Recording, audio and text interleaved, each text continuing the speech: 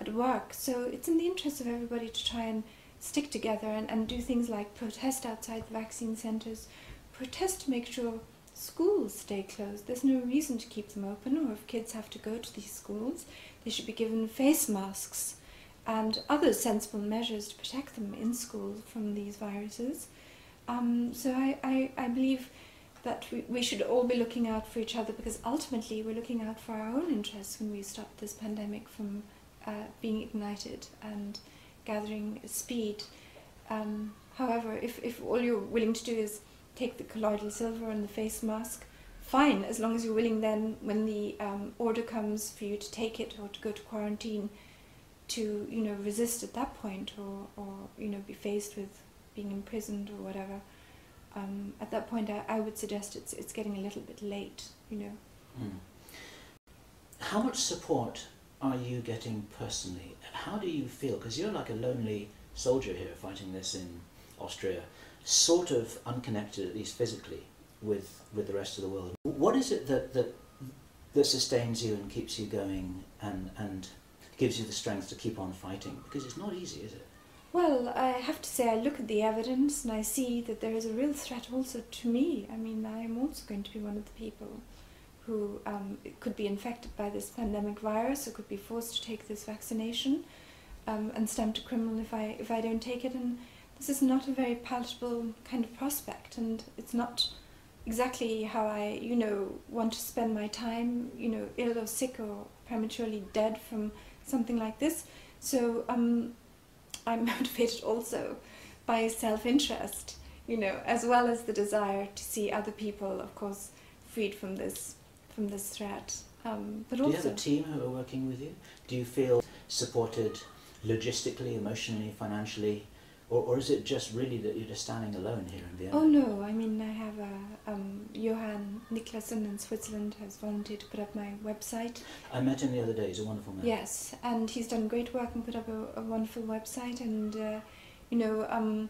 and a lot of people support and send emails and reports and information that I put up on my website and so on. Here in Austria, there's somebody who has an email database of 140,000 emails who's starting to send out information, so even the Austrians are getting to hear of what's happening.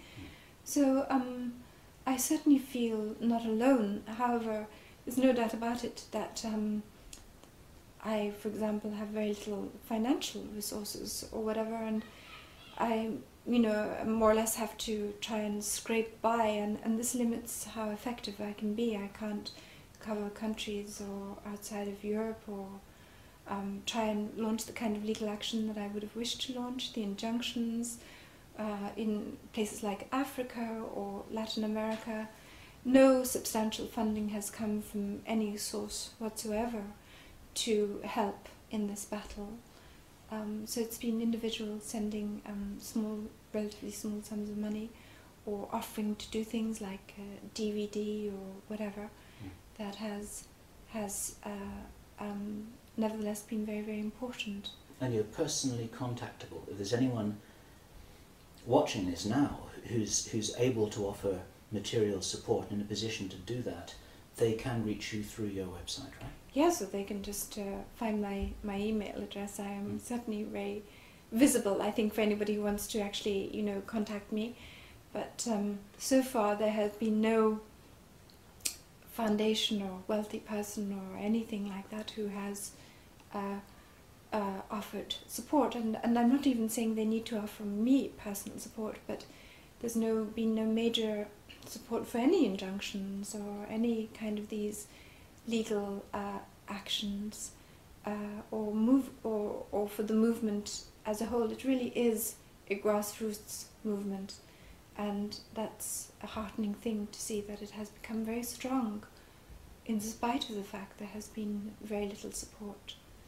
Well, your work is an inspiration to many others, may I say.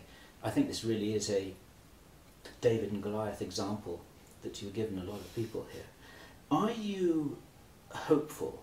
Are you optimistic? Or are you depressed about the whole thing, thinking, my God, we're all about to be wiped out here? Or do you think that it's just just something which is going to work out well, but we've got to do a lot of work between now and then? Well, my heart tells me, without any doubt, this is going to work out well for humanity. My mind looks at the evidence and I get worried. And, unfortunately, I think we all have to play our role. It will depend on every single person now. The structures in government have failed us. They are against us. They're actually turning against us to try and destroy us.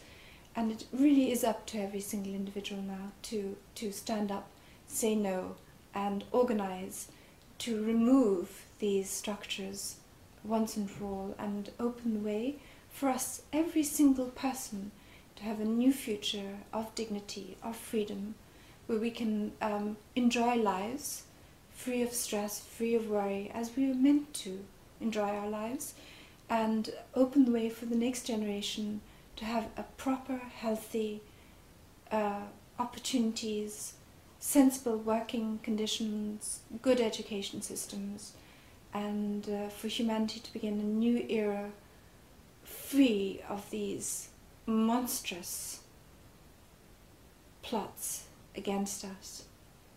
Jane Burgermeister, thank you so much. Thank you, Bill. It's a good one. Okay. Okay, well done. Yeah, that was as good as I could have ever hoped it to be.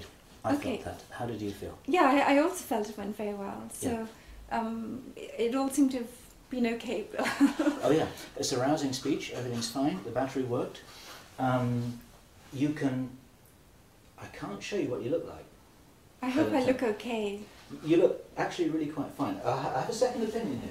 Will you confirm, as a disinterested observer? Well, because I don't often look so good on camera. It looks nice, doesn't it? No, very nice, Jane. No, I can't bear to look. No, but at the end of the day, good. vanity cannot play a role. Unfortunately, the YouTube video has to go on looking as I look, Bill. That's the fact. And I know that problem. But how you speak is heart-touching. Yes, but I look bad. Do I have dark lines on No, my you Not don't. at all. Actually, you not at don't. all. Actually, you don't. You look really beautiful. No, not usually it works okay very if beautiful. I look better on video than I do usually on. No. But I can't concern myself with that, to be honest. I have to accept that whatever way I look, Only woman can say how another woman looks beautiful. Well, I'm not I'll going just to leave look the at the room. video. One will always say. To be honest, I don't look at the video, and I realise I have to try and look okay. I hope you're not still filming all of this, Bill. Just in case there are any outtakes. But sometimes I just get a freeze frame or a little quote. Okay. But don't worry, we're not going to do anything against at it. the same time, I'm aware that I have to try and present a good image. I do my best, and if it looks terrible, there's nothing I can do, Yeah. Well, the way that it's worked for us is because we're so obviously human. People actually trust us. We had this wonderful joke, which was actually a serious email that we got from somebody about a year ago, who said, I used to think that you were working for the CIA, but your videos are so unprofessional that now I know that you can't possibly be. Otherwise, they'd be a lot better quality. They'd buy you more clothes, they'd buy you a different T-shirt. So there's something That's probably that helps about looking like an ordinary citizen. As opposed to some kind of a star putting on a polished performance with your auto cue here and all this kind of stuff. It's like, forget it, we're people. And that's the message.